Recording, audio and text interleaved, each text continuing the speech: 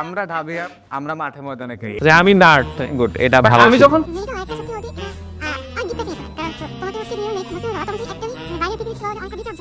Struggle বলতেছে লাইফের, কেউ শোনে না ওর স্ট্রাগল। কথা শুন,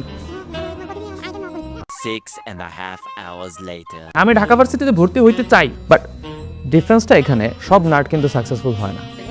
এই মেডিকেল আমরা গণায় ধরি না, দে আর বোরিং। যেমন এই তুই তোর ট্রান্সফারের আগে এখন পড়ছ না, এক সপ্তাহ ধরে পড়াশোনা করিস না, আচ্ছা তাহলে ও হচ্ছে এক্সেপশনাল। এখন ধরো যারা হচ্ছে যে ঢাকা ভার্সিটিতে ওর যেসব ব্যাচমেট আছে, ওরা যারা সারা বছর চিল করে, ছোট করবি না, হ্যাঁ এমনি কথা চিল কর। দিদি ছোট করতেছেন যে আমি খাবেস টু কে বলতো না খেলা হবে, খেলা খেলার বেলা গেছে।